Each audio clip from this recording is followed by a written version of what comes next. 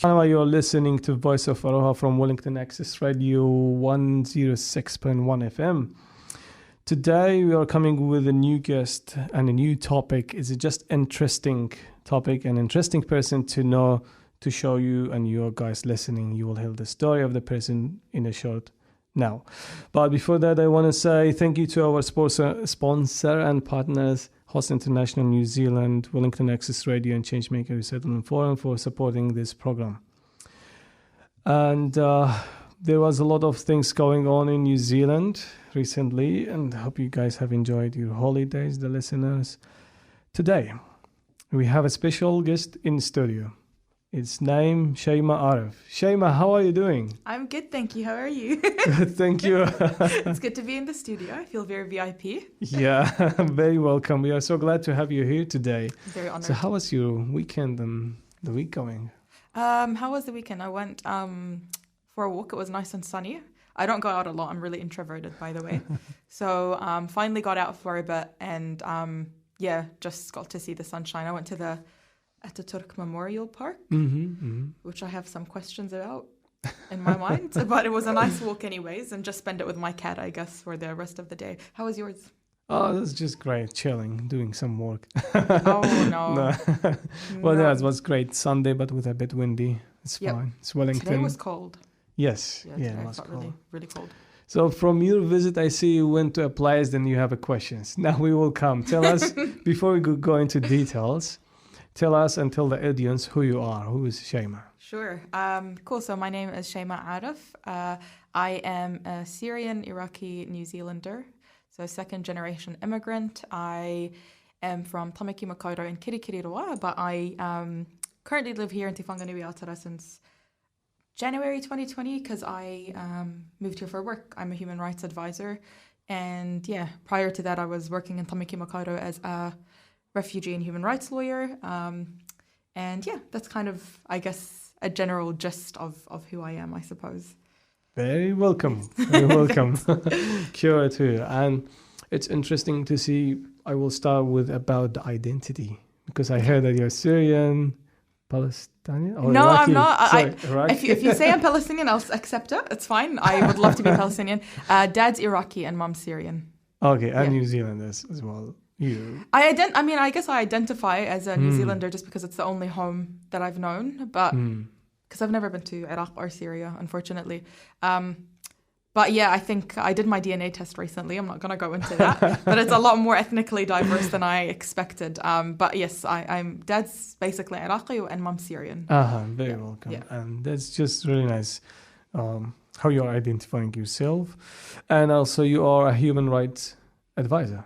Yes, right? Yes, I'm a human rights advisor at the moment with Te Kahui Tika Tangata, so the Human Rights Commission. But if I say anything in this podcast, it is my views and my views only, and not the views of my workplace. Just have to put that out there, just in case. Nice. Better be safe than sorry. Right, and it's your right to say that, right? So tell us, how's that working? How is your job? Is it exciting? Do you love what you are doing? It's exciting. I mean, I think for any ethnic person, like any person who identifies as Black, Indigenous, person of color, I think it's really difficult to work in the public sector.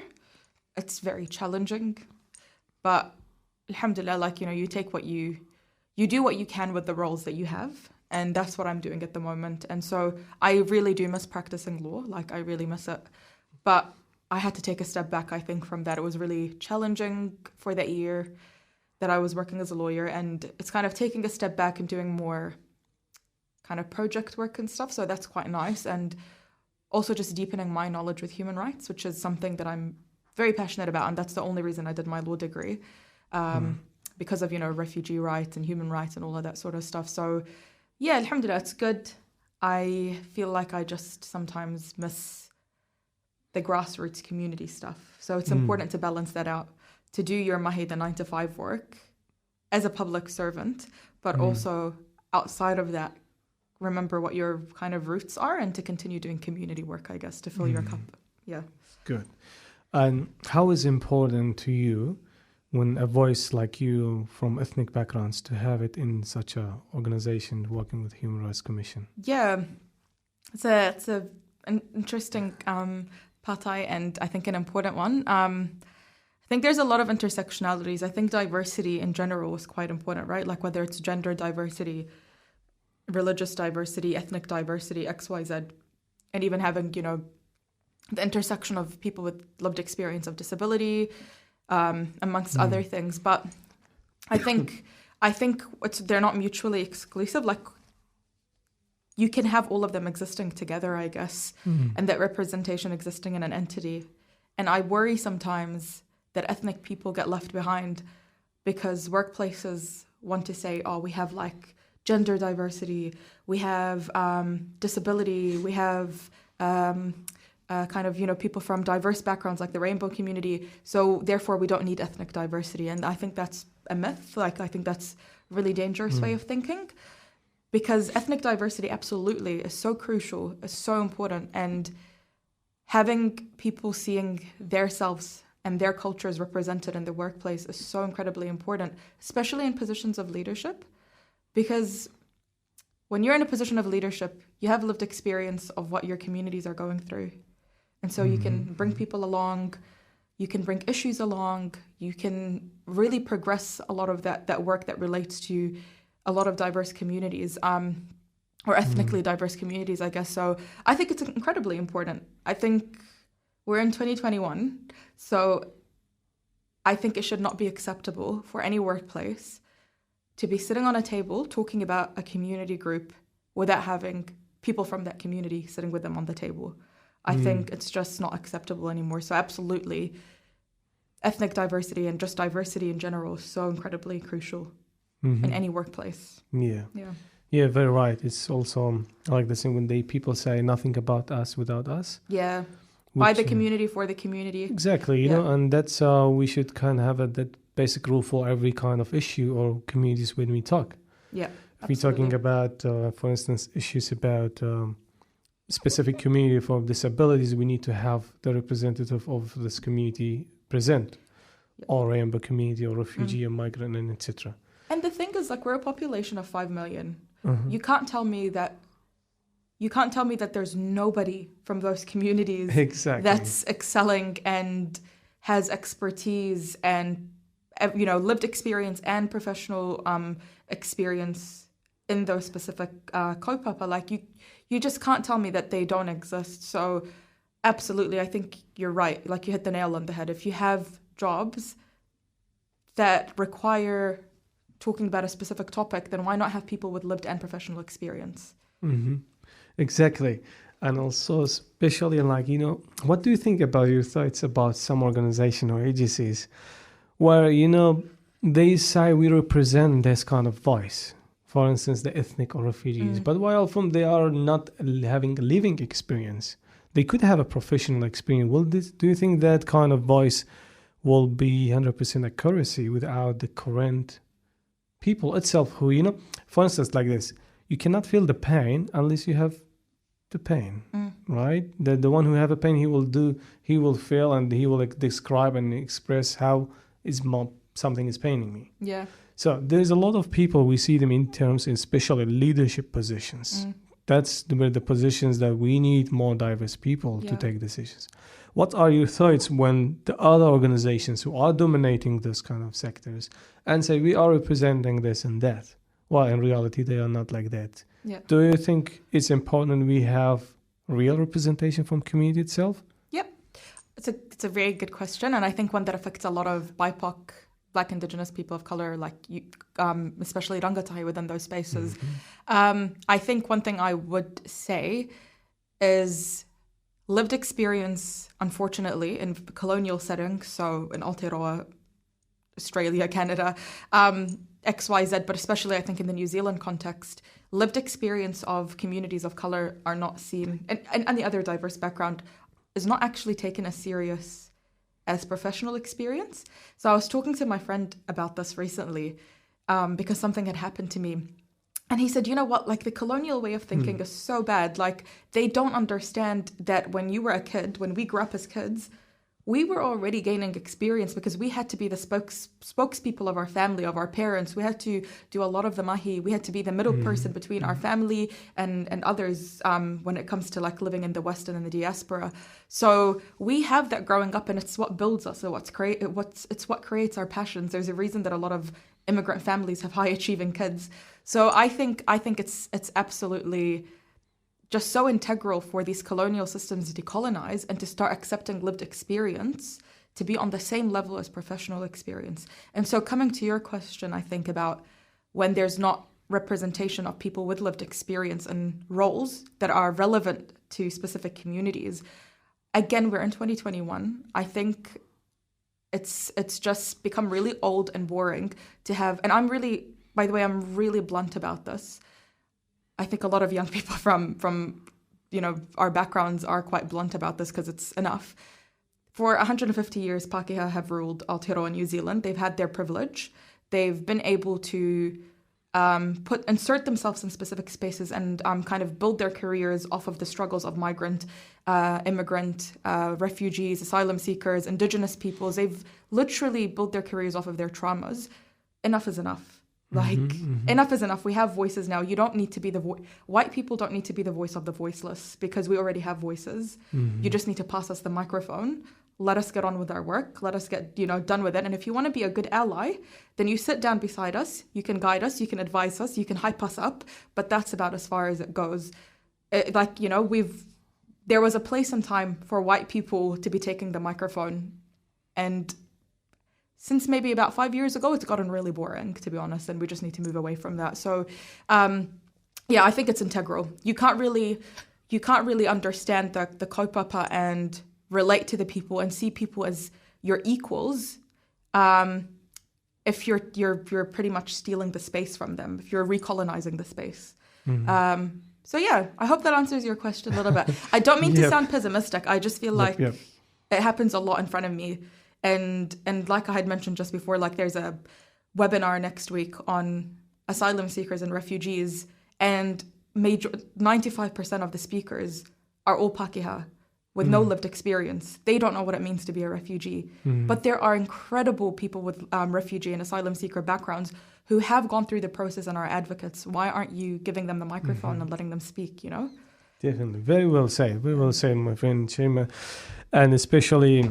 And also about the passing the mic, we are not ignoring that, taking the position of others. It's just like Lee said, if you really care about this, empower the people, work alongside with them, empower their voice to be that kind of in a leadership positions.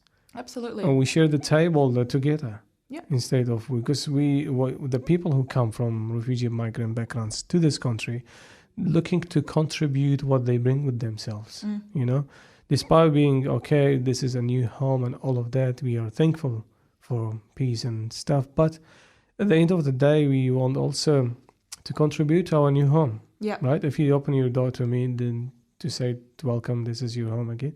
Thank you so much for that. But if you treat me as a normal human beings to be the same level, then you allow me to contribute my skills. You allow me to empower me to get these positions that we can have a voice and we can also advise in the issues that matter to our communities. Yeah, so, absolutely. Tautoko, everything you've just said. You have said very well, and I know you are also more than your work of human rights, also talented in other stuff. How is your Terrio? I was like, talented and what? I honestly, I don't think, because I grew up in a very competitive, with a very competitive sister. So my oldest sister is fluent in Te Reo, and she just did a Te Reo Māori quiz for us last 2 days ago for the weekend.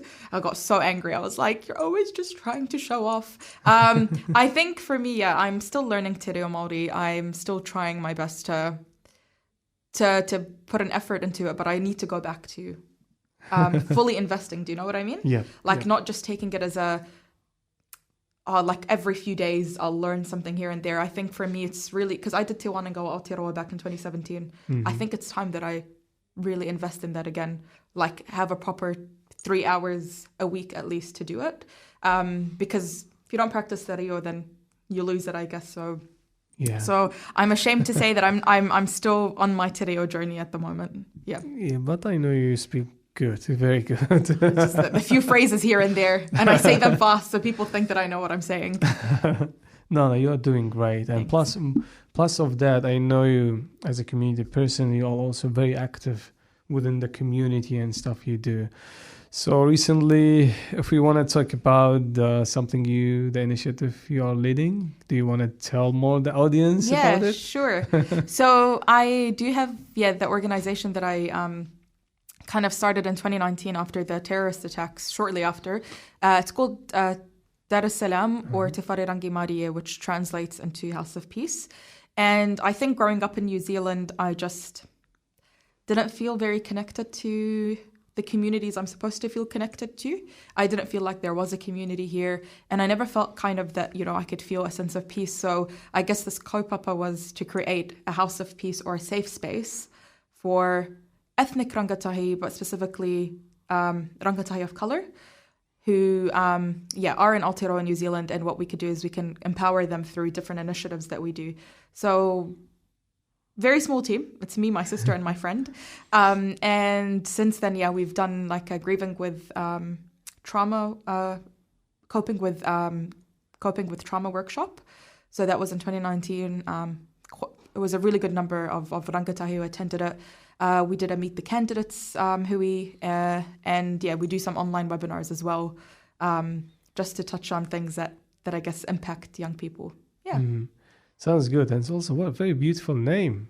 Yeah. Or House of Peace. House of Peace. Yeah. That's great.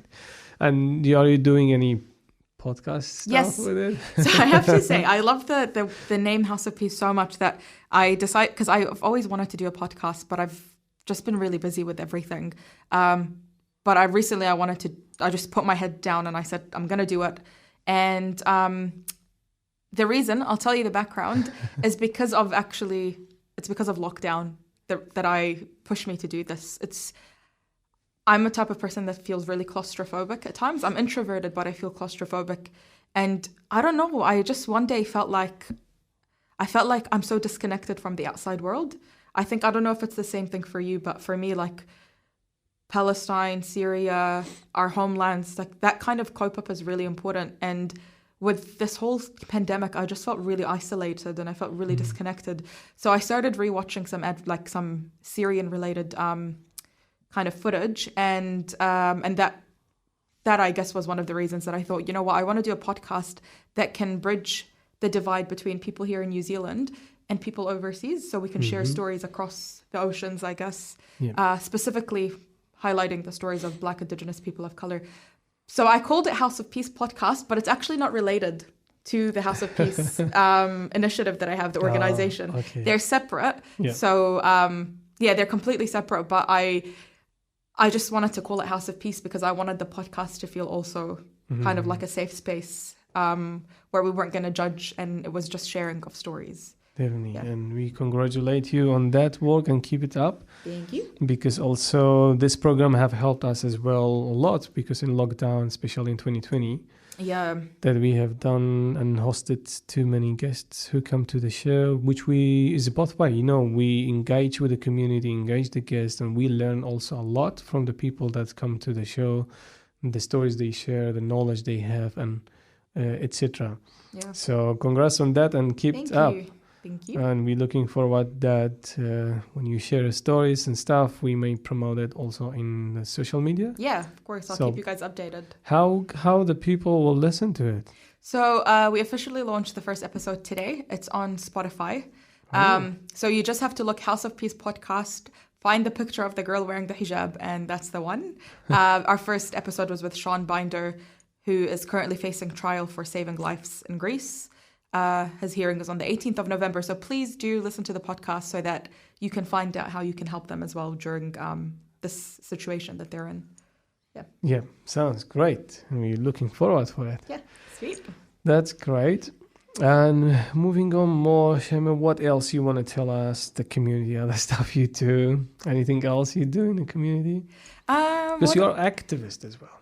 I don't think my workplace would like me saying that. Okay. You know what? Ever since I joined the public sector, like not in my workplace, but other workplaces, they're like, call yourself an advocate, not an activist. People don't like the word activist. I love the word activist. I love the word radical. I love all of these things. But yeah, I think people sometimes take it the wrong way. I guess I was an activist more before I joined the workforce, I think, and before I joined the public sector. When you join the public sector, it's a very colonial system. So it's like you have codes of conduct and you have to be a certain way. And it's just difficult for people like me with my, like, I don't know, just I'm so used to being outspoken because nobody listens.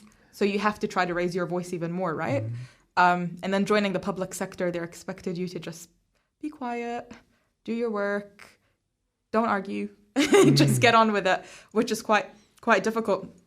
So I kind of don't know if I deserve the activist title anymore, but back in the days, I used to do a lot of, Palestinian advocacy and activism.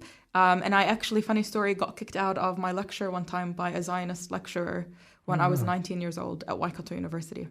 He was so angry at me for being pro-Palestine that he actually, in front of everybody, barged towards me and kicked me out of the class and called me the A-word. Wow. That was 19-year-old Shema, like so optimistic about the world and thinking, oh my God, I'm going to make a change. Change something, give you more like power to change stuff? Yeah.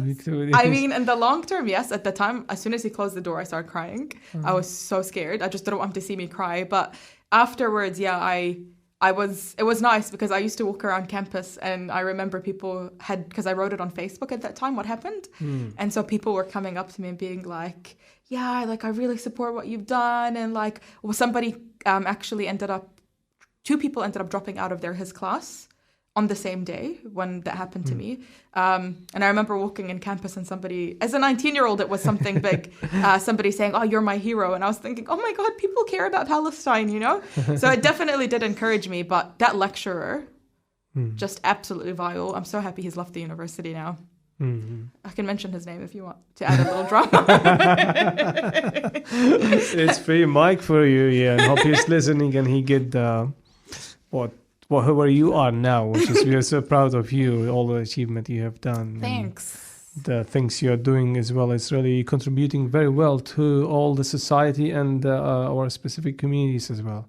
So kapai to you. Thank you. I and hope to your so. journey. And you're doing great. So we're coming kind of few minutes left to in this episode. But we want to go a bit back. There's questions about how did you grow up here or did you born in New Zealand? No, I wasn't. I was born in Abu Dhabi, United Arab Emirates, like every other immigrant in New Zealand. So you're growing up in New Zealand. So far, how do you find it's your home, I know, but kind of you don't have the experience to compare it to other places, right?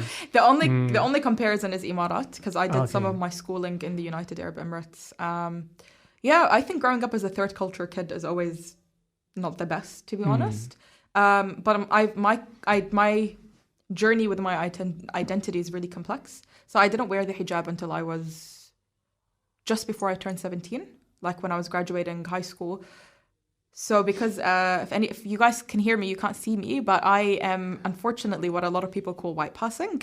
So I have very fair skin, I have green eyes, and so people don't know sometimes when I was younger, they didn't know that I was Arab sometimes. They could tell from my hair because my hair wasn't like typical European hair and some features of mine. But other than that, people thought that I was just sometimes Pakeha. And I used to tell people to call me Shay, not Shayma, because I didn't want them to know that I was Arab. And I feel really bad saying this, but Mum, when she used to pick me up from school, I used to get really sad from intermediate. I just didn't want anybody to know that I was Muslim. Like I didn't want anybody to know that I was anything kind of that they thought was foreign. So it wasn't until I graduated, like I was in high school in the Emirates, that I became more comfortable with my identity and who I am and being an Arab and being, a white passing person of color, I guess. But it's taken a really long time to accept that and to be incredibly proud of it.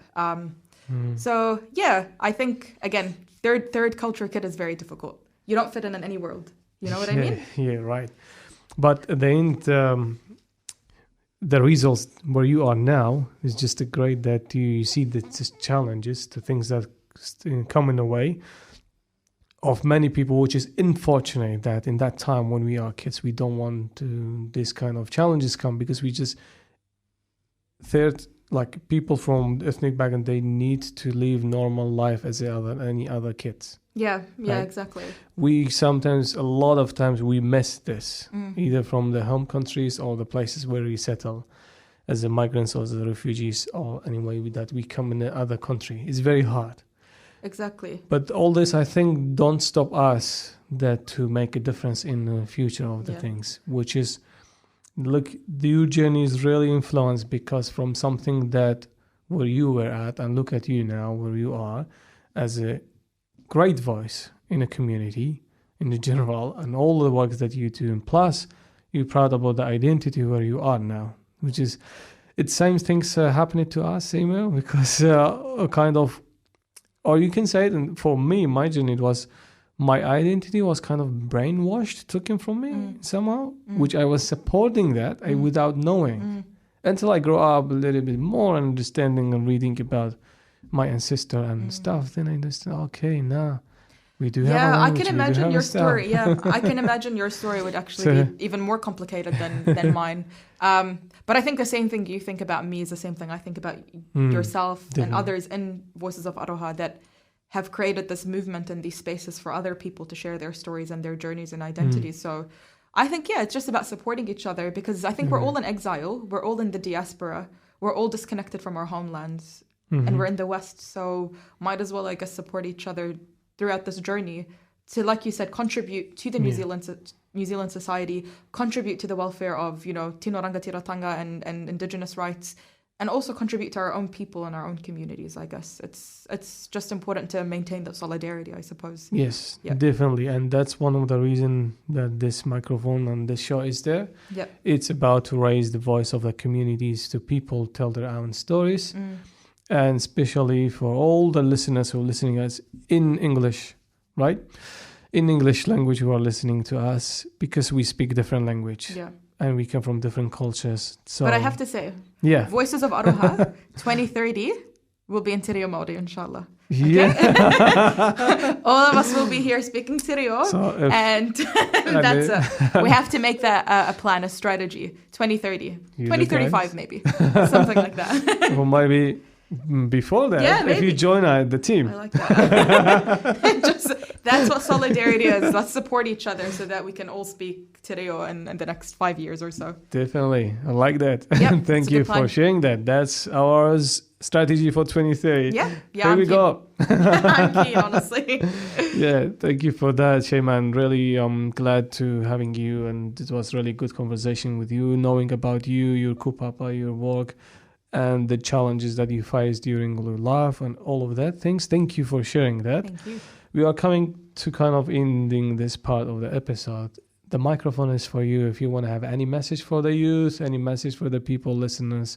Our listeners are diverse backgrounds in Yeah. the society. So, mic for you. Cool. So to my Black, Indigenous people of color, be proud of who you are and your identity. Don't let anybody take that away from you. Support each other, create that solidarity across each other. For my ethnic whānau, we are on stolen land at the end of the day. We are in a colonized country, so make sure that you're doing your bit in decolonizing Aotearoa and advancing Tino Rangatiratanga. And to our Pākehā allies, just please be anti-racist. And please, please, please be better allies, because the world is changing. You either get on the waka or you don't. We're still going to move ahead. So, yeah, I guess that's it from me. Great. Thank you so much. And also I want to say thank you for our sound engineer and great person, Hamid, for his behind the scenes doing all the magic stuff. You. Thank you so much, Shaima, again, No for worries. coming to the show. It was Thank you, really guys. glad and pleasure to have you in the show. Awesome. Dear listeners, thank you for listening.